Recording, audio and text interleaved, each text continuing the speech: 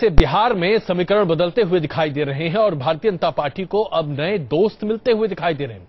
रामविलास पासवान जो एक जमाने में एनडीए में शामिल हुआ करते थे और एनडीए की सरकार में मंत्री पद पर आसीन भी थे, जिन्होंने गुजरात में दंगों के बाद भारतीय जनता पार्टी से अपना तमाम नाता तोड़ दिया था। संभावनाएं प्रबल होती जा रही हैं कि रामविलास पासवान अब बीजेपी के साथ हाथ मिला सकते हैं बिहार में। इतना ही नहीं, भारतीय जनता पार्टी अपने साथ दलित तबके को भी जोड़ने की पुरजोर कोशिश करती हुई दिखाई दे रही है और यही वजह है कि महाराष्ट्र में आरपीआई के साथ साथ उदित राज को भी अपने साथ लाती हुई दिखाई दे रही है भारतीय जनता पार्टी। आखिरकार चुनावी समीकरण कहां ले जाएंगे भारतीय जनता पार्टी को, पहले ये रिपोर्ट फिर करते हैं चर्चा।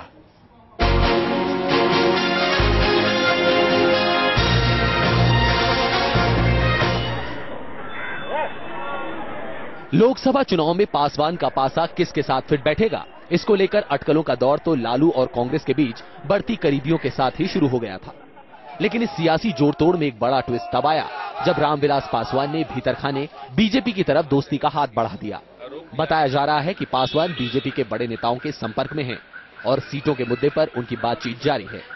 हालांकि एलजेपी और बीजेपी दोनों फिलहाल इस पर खुलकर कुछ भी नहीं बोल रहे। ये भीतरखाने बीजेपी की तरफ दोस्ती का हाथ बढ़ा दिया। बताया जा रहा है कि पासवान बीजेपी के बड़े नेताओं के संपर्क में हैं और सीटों के मुद्दे पर उनकी बातचीत जारी है।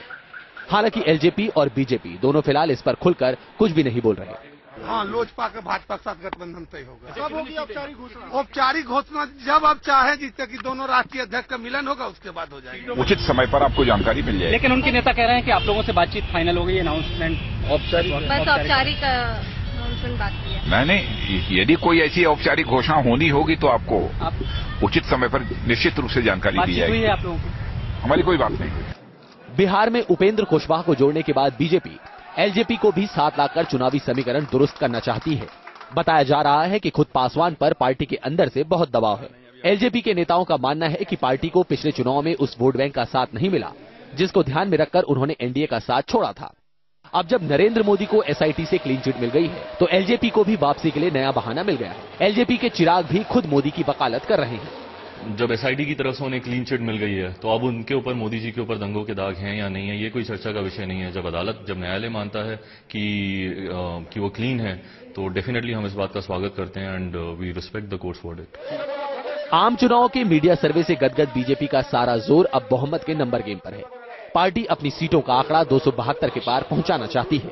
इस लिहाज से वो जहां एक ओर बिहार में एलजेपी सुप्रीमो रामविलास पासवान पर दांव लगा रही है तो दूसरी ओर इंडियन जस्टिस पार्टी के नेता उदित राज को पार्टी में शामिल कर यूपी में दलित कार्ड खेल रही है। रामविलास पासवान के बीजेपी के साथ जुड़ने से बीजेपी को दो फायदा होगा। पहला, बीजेपी का वोट परसेंटेज बढ़ जाएगा और दूसरा, बीजेपी ये संदेश देने में सफल हो जाएगी कि मोदी अब किसी के लिए अछूत नहीं। पार्टी के रणनीतिकार इसी दिशा में काम भी कर रहे हैं। वीडियो जर्नलिस्ट पवन तिवारी के साथ अमितेश सिंह, न्यूज नेशन, दिल्ली। रामविलास पासवान के साथ आधिकारिक तौर पर अभी गठजोड़ की बातें कोई भी कबूलने को तैयार नहीं है, लेकिन जो खबरें निकल कर आ रही हैं ऐसा लग रहा है कि बस कुछ ही देर की बात है जब ये औपचारिक ऐलान भी सामने आता हुआ दिखाई देगा। इतना ही नहीं, दक्षिण में भी यानी कि तमिलनाडु में भी भारतीय जनता पार्टी अपने सहयोगियों की फहरिस्त को लगातार बढ़ाती चली जा रही है। टीडीपी के साथ बातचीत की प्रक्रिया आगे बढ़ती हुई दिखाई दे रही है और इतना ही नहीं, जगनमोहन रेड्डी के साथ भी बातचीत चल रही है आंध्र प्रदेश में।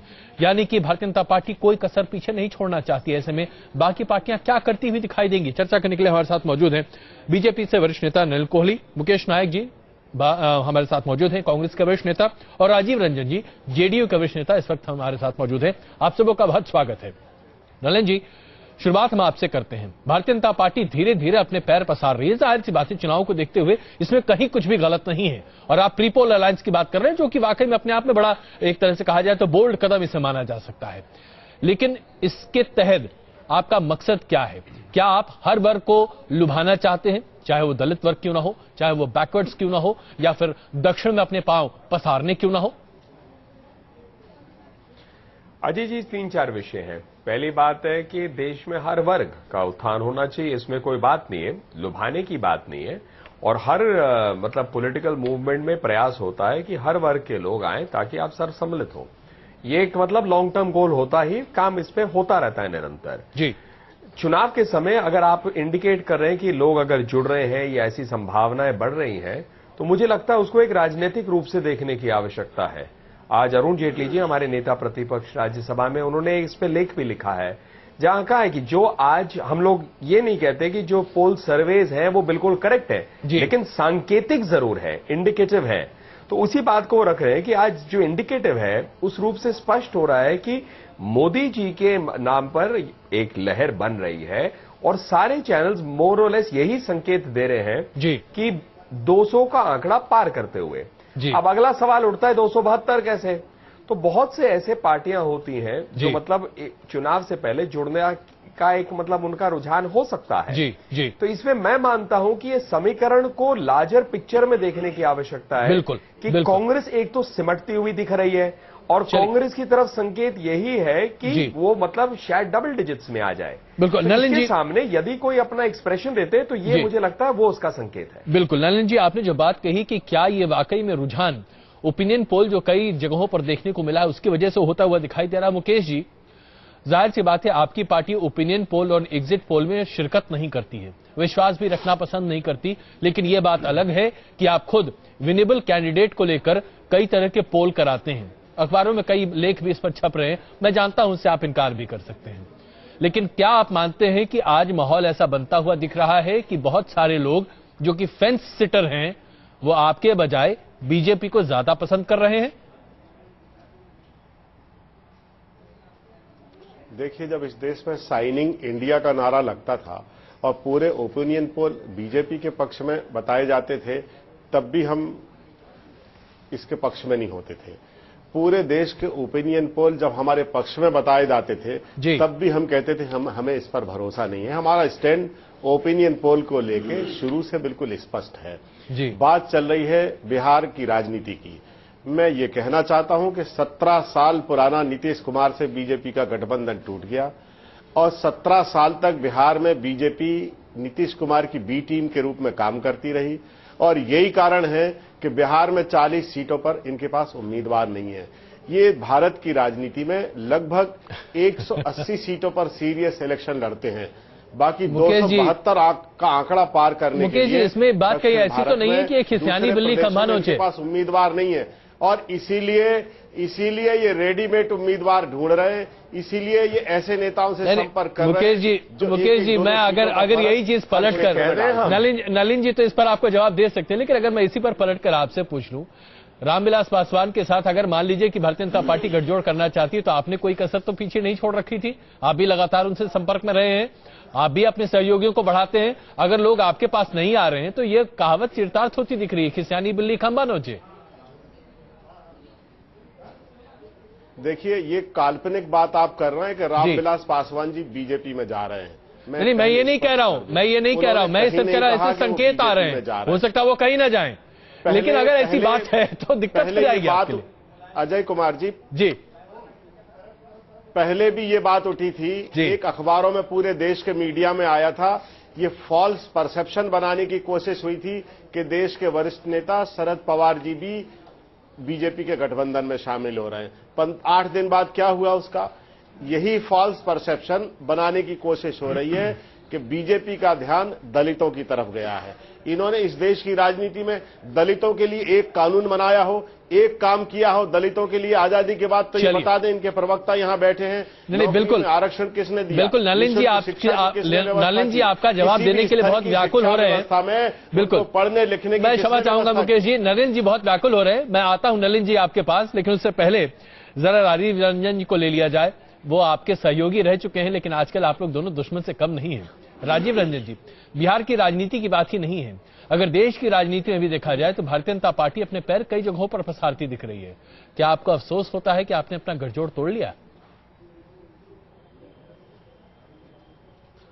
नहीं, मुझे तो बिल्कुल खुशी होती है, बल्कि हम ये कहें कि हमें फख्र है अपने नेताओं के फैसले पर कि उन्होंने महसूस कर लिया था कि आने वाले समय में भारतीय जनता पार्टी सत्ता में आने के लिए क्या क्या हथकंडे इस्तेमाल कर सकती है। ये अलग बात है कि सत्ता से उनकी दूरी बढ़ती जा रही है और जिसने डेस्परेट, मैं वर्ड यूज करना चाहूंगा, भारतीय जनता पार्टी दिख रही है, ये संदेश देने के लिए कि वो एक प्रभावी गठबंधन के तौर पर देश के सभी राज्यों में उम्मीदवार खड़े कर सकती है जी। और इसके तहत जिस तरह से जस्टिस पार्टी के नेता उदित राज जी, जिन्होंने 10-12 वर्षों में जिस पार्टी को खड़ा किया है उस पार्टी ने अब तक कोई चुनाव नहीं जीता है, कोई आधार नहीं है। और पिछले चुनाव में वैसे मैं जानता हूं कि रामविलास जी अनप्रेडिक्टेबल है अभी भी कि वो कहां जाएंगे, लेकिन एक राजनीतिक दल के तौर पर जो वोट शेयर है उनका गिरता गया है और लोकसभा में उनकी उपस्थिति नहीं है।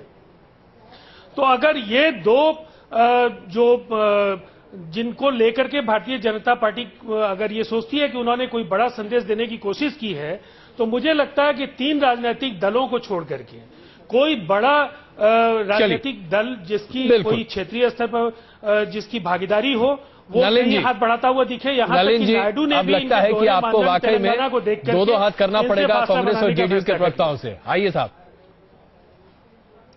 हमें तो 4-4 हाथ करने की आदत है, इसमें कोई दिक्कत नहीं अजय भाई। पहली बात तो ये है कि राजीव भाई ने बड़ी एक विचित्र बात कही। उन्होंने कहा कि अच्छा मैं आपको एक बात पहले कह दूं, हम लोग दुश्मन नहीं है, राजनीतिक विरोध है, लेकिन दुश्मन नहीं है, व्यक्तिगत रूप से इसमें नहीं रहता, हम लोगों की सोच अलग हो सकती है। लेकिन राजीव भाई ने बड़ी मजेदार बात कही हथकंडे हो रहे हैं जो राजनीति बिहार की है।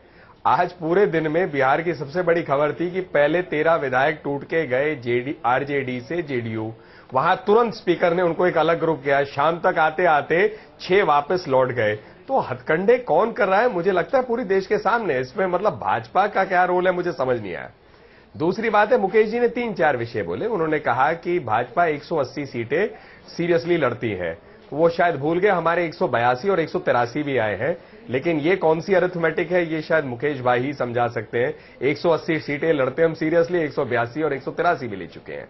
तीसरी बात मैं ये कहना चाहूंगा कि इन्होंने शाइनिंग इंडिया का कहा, देश में भारत निर्माण के बहुत एड्स हैं, काफी चैनल संतुष्ट भी होंगे कि इतने एड्स आजकल आ रहे हैं सरकार की तरफ से। मैं मानता हूं कि अगर देश में इतनी अच्छी हालत है, मोदी जी का कोई ऐसा लहर नहीं है, मोदी जी की रैलीज में 5-7 लोग किसी चीज को संकेत नहीं करते, देश में लोग जुड़ना चाहते, कोई उसका नहीं मानते, तो मुकेश जी आपको कौन रोक रहा है? जब इतनी अच्छी परिस्थितियां हैं, राहुल गांधी जी को आप डिक्लेयर कर दीजिए प्रधानमंत्री उम्मीदवार, या 2009 की तरह मनमोहन सिंह जी को कंटिन्यू करने वाले आप ऐसे कह दीजिए, जनता के सामने चॉइस होगा और आप भी देख लीजिए।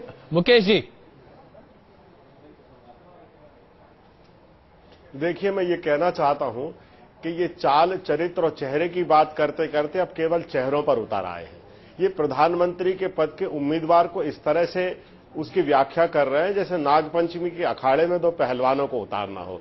भारत में संसदीय प्रजातंत्र है और ये देश बहुत सारे लोग मिलकर चलाते हैं। जब लोकसभा के सदस्य जीत कर आते हैं, वो तय करते हैं कि इस देश का प्रधानमंत्री कौन होगा। हमारे नेता कभी सत्ता और सिंहासन के पीछे नहीं रहे। हमारी नेता सोनिया गांधी ने दुनिया के सबसे बड़े लोकतांत्रिक देश के प्रधानमंत्री का पद। मुकेश जी आप पार्टी राहुल गांधी जी ने 10 बार कहा कि मुद्दा ये नहीं है। नहीं देखिए मुकेश जी, मुद्दा यहाँ पर यह नहीं है कि क्या आप पार्टी प्रधानमंत्री पद का उम्मीदवार डिक्लेयर करते हैं कि नहीं। मुद्दा दरअसल ये है कि अगर आपको इतना ही कॉन्फिडेंस है कि भारतीय जनता पार्टी जो कर रही है उसमें कोई दम नहीं है, तो आप इतने परेशान क्यों हो जाते हैं, विचलित क्यों हो जाते हैं? नहीं, हम लोग कहां परेशान हैं नलिन जी, कांग्रेस परेशान नहीं है। 100 करोड़ की हुंकार भर रहे हैं मोदी जी, एक रैली में इनके 150-200 करोड़ रुपए खर्च हो रहे हैं। नहीं, गुजरात आ जाइए नलिन जी, आप बहुत देर से जब्त कर रहे हैं शराब, इनके कार्यकर्ता बताइए। अजय भाई जी, अजय भाई ये परेशान हो नहीं रहे। मुझे बहुत पसंद आता है, मुझे जहां तक याद है दैनिक जागरण का एक हेडलाइन था 2003 का, जब एनडीए का एक भोजन हुआ तो उस पर कांग्रेस बहुत व्याख्या कर रही थी, तो हेडलाइन उन्होंने लिखा था न्यूज़पेपर में, अटल के भोज से कांग्रेस के पेट में दर्द। मैं उसे आज तक भूल नहीं पाया हूं। तो ये बड़ी विचित्र बात है, हर चीज पे इनकी प्रतिक्रिया है, ये बिल्कुल चिंतित नहीं है। हमें भी कोई इसमें कोई कंप्लेंट नहीं है, हम अपना काम कर रहे हैं। शासन कैसे करें? 55 साल से ये लोग सत्ता में रहे हैं और पूछ रहे हैं कि भाजपा ने दलितों के लिए क्या किया। यदि आप मानते हैं कि दलित समाज के लिए आपने इतना किया, तो आपको चिंता किस बात की है? हर चीज आपके लिए बढ़िया जा रही होगी मुकेश भाई, तो आप निश्चिंत रहिए, घर में या स्टूडियोज में बहस करने की आवश्यकता नहीं है। हो सकता है आपके 572 सीटें भी आ सकती हैं। जी मुकेश जी, देखिए हम इस तरह से आकलन नहीं, बिल्कुल मैं आ रहा हूं, राजीव जी आ रहा हूं आपके पास। देखिए हम जी मुकेश जी